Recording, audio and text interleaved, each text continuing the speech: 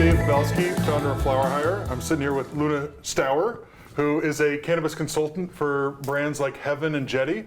And we're here with a nice little sunset sesh to talk about the California cannabis industry. Yeah, thanks for coming. Thank you so much for having me. I love being down here, the Bay in LA. There's so much cannabis connection, so it makes a lot of sense. Well, I'm glad you say that, because people say that there's two states in California, True. the NorCal and SoCal, and they don't really mesh, but you've been able to transcend those quote-unquote boundaries in the cannabis industry. How is that?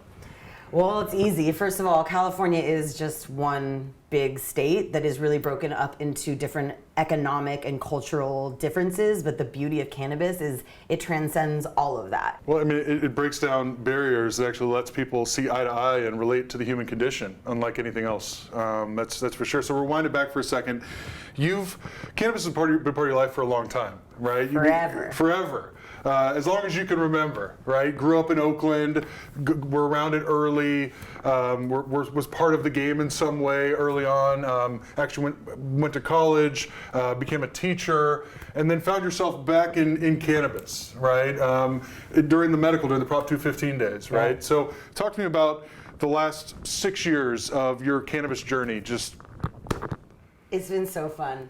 I mean, it's education. It's the same exact thing. In the same way that I was teaching, middle schoolers. It's like you're trying to bridge a gap between something that we internally and ancestrally know through, thousands of years of, actually evolving with this plant. The endocannabinoid system has evolved with this plant of ours and our animals and our pet friends.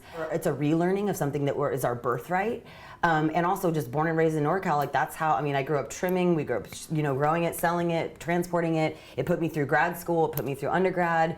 And it's allowed a lot of friends of mine who are single moms to have access to resources because it is so usable. You can use every part of the plant through and through, multiple passes, something for grandma's knee, something, to get through a hard anxiety attack, something to, take a bath and relax into. It's endless. And that's why this industry is so robust, is because it's never-ending niches, and there's new people to be converted from that fear-mongering stigma every day into the fold. And so it was a really easy transition to go from education of children to education of adults, because really we're all just children inside. We all have pain, we all have anxiety, especially in the modern condition. It's been interesting to infuse some professionalism and sophisticated kind of hard skills into something that's traditionally just been nepotism, whoever you knew. Right. It was more working class. It was more, it was tribal. It was underground. You didn't want to exactly. advertise who you were, what you were doing, or that you were making money whatsoever. California's evolved from the days of underground to the medical days, which is kind of semi-underground, to now the recreational market. And then you've seen operators in all different parts of the industry. Some that were around in the medical days that haven't been able to survive in the legal days. Some that did make the transition into the modern rec world of California cannabis. But what are the biggest challenges for operators that have been hustling in cannabis for so long to survive now? That's the hot question. And first, I wouldn't say we've evolved. I would say we've devolved, because we had a really robust, thriving, rich, diverse, and very large and very lucrative and generally very safe market, underground market, traditional market. And so there were tens of thousands of businesses, mom and pop businesses, that were very sustainable and had tons of people employed. And now we've actually completely catastrophically eliminated that. We're at 5 to 10% of what we used to be. So if you're going to tax the hell out of something to the point where people in California are already paying more income tax and more taxes on sales than anywhere else in the country, and they're already pretty libertarian and anti-government in general, we're pretty leftist, no pun intended. And so we already are overtaxed and pissed off. And so on top of it, you're now going to tax something that you used to get next door without any tax. Now you're gonna have to drive down to the store, wait in line, talk to someone you don't relate to, and pay 3 times as much for something that may not even be as high quality as it used to be. It's maddening, and we're losing habitual users that have been involved in it for a long time. You might be gaining new users entering the market because now they just feel safe to go into a store that they recognize the retail experience for. But for me, I think, I get the question all the time. It's like, who's winning? Right? Are the heads winning? Are the suits winning? Are what's actually happening out there? And I know you have strong opinions on this. Me too. For me personally, I think what I found is that authentic companies that understand the value of the plant, that are mission driven, and their mission is around access and high quality, where you find in a company like that marries people that have been involved in the plant from a lifestyle standpoint for decades with new entrepreneurs who have skills to bring to the table, and there's a cohesiveness and an understanding between them. Those are powerful. Absolutely. Right? So I think it's the combo of both those worlds that is winning, and not one or the other. What do you think? It's the synergy. I absolutely believe that, and I think that it's grass tops and grassroots. You need to have the capital coming in, the professionalism of having people who are coming from real world positions and know how to run project management software, know how to keep people accountable, and actually have bookkeepers and have lawyers on staff that are going to keep their asses out of trouble. But then you also have people who have given multiple generations of time and energy into their IP and built the genetics and brokered the deals and really paved the way, and are the activists too. So it's been hard to say really who's winning. I think that the people that are winning, if you think about money, it's a small few, and a lot of them their entire companies are going under, and they're the only ones that made money. Is that success? Not to you and I. No. We believe that a rising tide raises all boats, and that cannabis is about cooperation. Right. I think that what cannabis is lacking right now is because of the lack of banking and because of overregulation, we're having to deal with a lot of soulless venture capitalists that saw this as an opportunity, that are trying to pimp something out that is not. They're trying to milk the golden, like what's the golden goose story? Yeah. Right, they end up killing the goose, and they didn't realize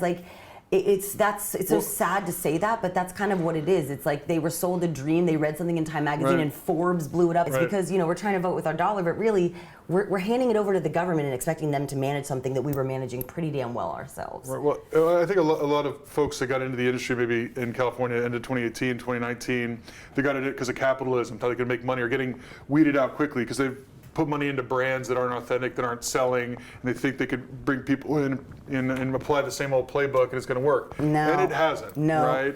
It's failed miserably. We're watching it. It has. It's been a dumpster fire. It has been a dumpster fire. The California cannabis market, it's clearly not going anywhere. The cat's out of the bag. You can see the state made a lot of errors when they put the new recreational scheme in place, and we could go through all of them. I think some of the key ones are they just abolished the entire medical program, right, and patients don't have the same access, and even companies in the industry who at their core are about whole plant medicinal cannabis can't donate it to clinics or veterans or anything like that. And for me, I've been in the industry for 3 years, and I've been a user for longer than that, so I could be I've been part of the cannabis story for longer than that, sure, but as I go around the state and I talk to people that have truly lived it from a lifestyle standpoint, that want to be part of, want to continue to tell their story and be part of this industry, struggle to be there, and have no other option but to look to the black market. We as a state, as a society, have to create things to help. And I think there's some good things that are happening, right? You look at cooperatives, and the whole idea of small farmers preserving their lifestyle, pooling resources together, from a testing and a processing standpoint, and being able to at least afford a way of life that they're used to. I think that's a good movement. Obviously, still has a ways to go. Have you seen anything else out there that institutionally is starting to take shape that tries to keep some of that origins around medicine and wellness active in this legal market? Anything else good happening? I'm really excited. Actually, I have some with me right now. This is Doc Greens. So they started out in Berkeley. You can smell it's a straw, Nana. They started out in Berkeley in I want to say 2009. And they started with a lotion and a cream. I look for solventless. I look for local. I look for women of color owned. Right. Supernova Women is a great resource. Minority Cannabis Business Association. They're really putting together people who have kind of had multiple years in this industry and are getting fully pushed out and are more likely to get busted than someone that looks like me for doing the same stuff that I do openly on social media.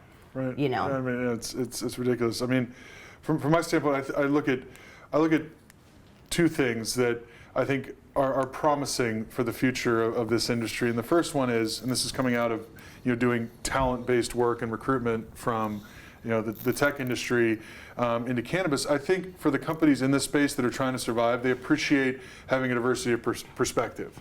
Women, people of color, minorities, LGBTQ. They want a diverse leadership team around them. And I think there's challenges. I think from a a founder standpoint and the folks that are raising money still being overwhelmingly white male. Yep. But I do think there's a consciousness, maybe it's obviously because of the plan, obviously because of it's 2020 and society is woke, right? That I think that's refreshing, that when I talk to founders about building their company, what's important to them, they seem to value that authentically.